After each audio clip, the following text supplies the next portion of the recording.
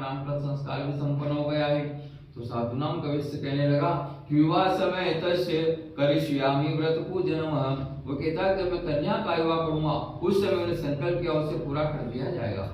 इस प्रकार से अपनी पत्नी को आश्वासन देता है, समझाते व्यापार करने के लिए निकल जाता है। और फिर कुछ सालों के बाद जब व्यापार खाता है क्या देखता है, अपनी कन्या को अपनी सखी सहेलियों के साथ में खेलते हुए दिखता है। तो मन के अंदर विचार करता है अपनी कन्या विवाह के योग्य हो गई, इसका पानी ग्रहण संस्कार कर देना चाहिए, इसका विवाह कर देना चाहिए। दूतों को बुलाकर आपस में मंत्रणा करता है कि अपनी कन्या के लिए सुंदर वर का अवशेषण करो।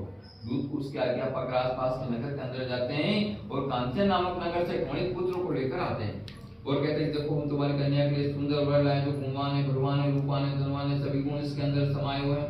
अपने दूतों के मुख से इस प्रकार से प्रशंसा सुनकर साधु नाम कविश्य मन के अंदर बड़ा प्रसन्न हो जाता है और जो है ब्राह्मणों को बुलाकर शुभ लग्न निकलवाकर जो है बड़े प्रेम से अपनी कन्या का विवाह कर देता है। लेकिन उस समय भी वो भगवान सत्यनारायण का और पूजन नहीं करता है। तो लीलावती याद दिलाती स्वामी आपने जो संकल्प किया था उसे पूरा कर देना चाहिए। तो कन्या का विवाह भी हो गया है।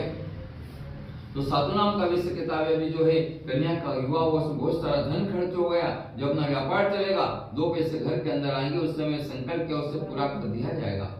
इस प्रकार से अपने पत्नी को समझाया जाता, अपनी जो है कन्या से अति प्रेम होने के कारण अपनी कन्या को जो है घर पर ही रख लेता है, घर जमा ही रख लेता है।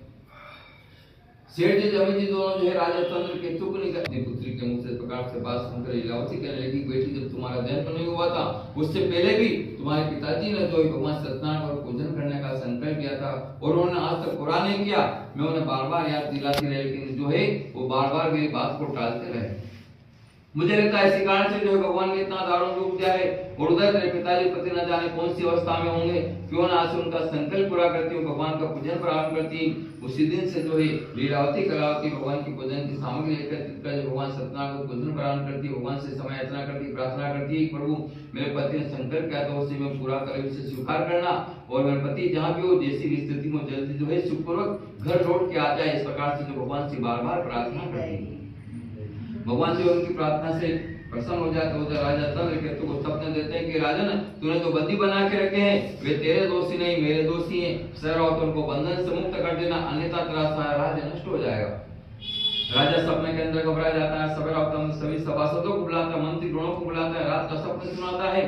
उसके मंत्रीगण कहते हैं कि राजन ये सपना हमें सत्य लगता है, इसे इस कार्य में देरी नहीं करना चाहिए, सेठ जमींदारों को बंधन से मुक्त कर देना चाहिए।